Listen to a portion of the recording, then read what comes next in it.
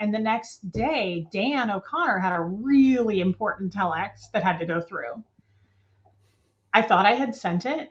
I thought I did it. I did the best I could. And like hours passed and Dan finds out it didn't. And I think this was like a Thursday after 2 at this point. It had to go through before 2. Dan comes into HCO, and Dan and I were very close friends, by the way, I want to say. As a matter of fact, that was a well-known thing. Everybody said, you know, you two are just like brother and sister. And we were. I really loved Dan. He took good care of me. I felt we hung out a lot. Like I say, after post hours, we'd all get together and go eat or go bowling or something. I felt like I was kind of under his wing. Dan comes in to HCO, just Dan and I at this point, and finds out. And he is livid. I mean, like terrifying. He's screaming at the top of his lungs.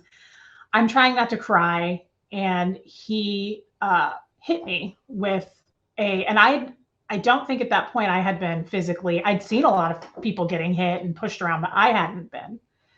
And he hit me with like some kind of a machine. I think it was a fax machine.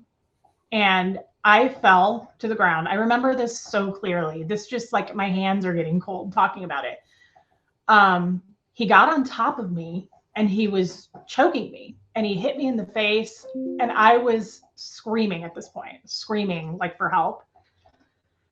And Dan's mother, sorry, my cat's messing around on the printer. Dan's mother, Linda Nelson, she was an HGC auditor. She might have been the lead academy supervisor at the time. She always kind of switched back and forth on those posts. She comes in with Liz Carr, who is my boss, the HES. And they're looking at me and I'm on the ground and Dan is like, you mother bitch, you me. And like, he's so mad. And I remember not being able to breathe very well. And I was like, get him off me, get him off. And I was screaming. I mean, I was trying to scream. And they're standing there. And Linda, his mother, that's his mother. And she was one of the most hothead people. I can't tell you how many people I knew who would attest to this, that she was like a loose fucking cannon. She threw the most chairs I've ever seen, just threw shit all the time. Terrifying. Like, still have nightmares about that woman. She looked at Liz and like kind of nudged her and she goes, look at her. She goes, she's out to lunch. Oh, she's out to lunch. Oh my God. That's it. That was it. And nobody helped me. No one did anything. They just stood there. And that's what Linda said. Liz didn't even really respond. Nobody tried to get him off of me. So he gets off of me and I'm like, I'm just terrified. I've been on staff for 2 years. None of this had occurred with me, right? So like I wasn't used to it like the other staff members. And it was Dan, my friend, my person who I felt protected by. So I immediately shut and locked the door to HCO and I call my dad in Omaha. And my dad has been financially supporting me. He's been paying rent to Liz and Alex Carr. And I'm like, and all I remember saying is, he hit me. I was like, and I was crying so hard I couldn't even talk. And my dad goes, stay locked in that room. I'll be there in 3 hours. I'm on my way. It's a 3-hour drive from Omaha. And I want to share this part because this is kind of where it all went haywire for me on why I'm here today, which is crazy because it's decades ago.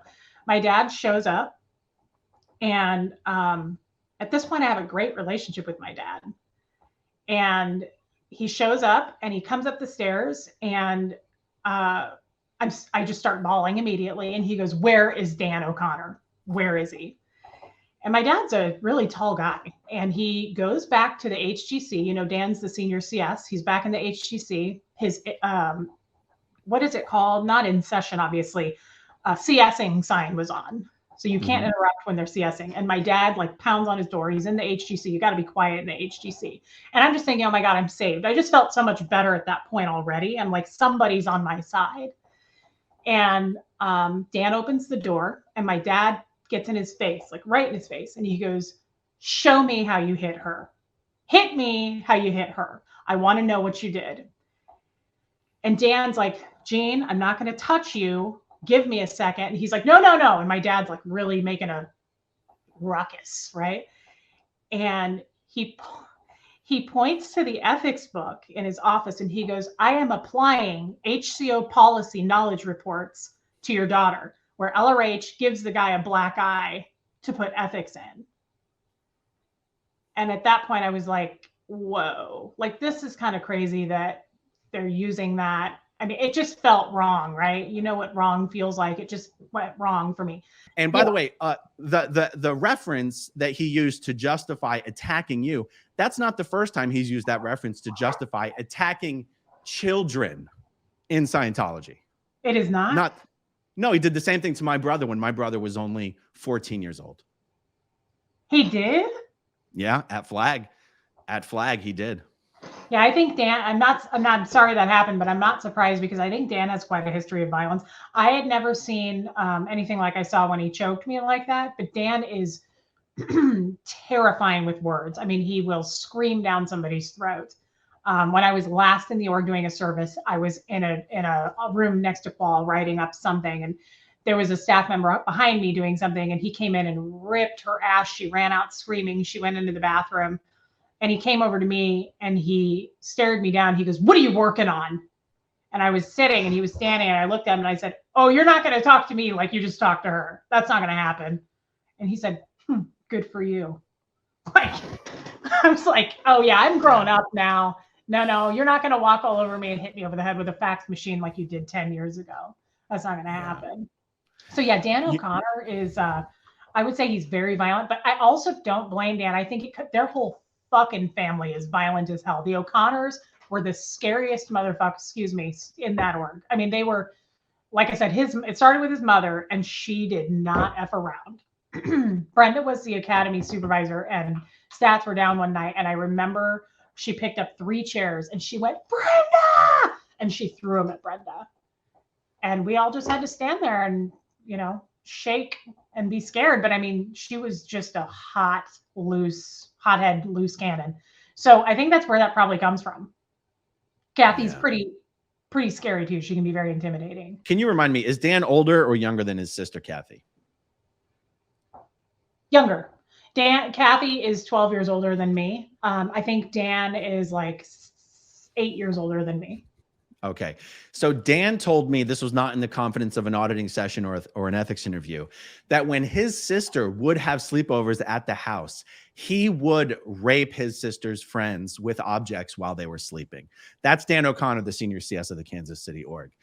Also, the woman he's married to now, what's her name? I forget. Amanda. What was his previous wife's name? Arla. When Dan was still married to Arla, and Arla was throwing a birthday party for Dan in their house, while everybody was upstairs celebrating Dan's birthday party, Dan was in the basement cheating on his wife, banging Amanda in the basement of the house where his wife's throwing him a birthday party. I mean, Dan is a utter piece of shit.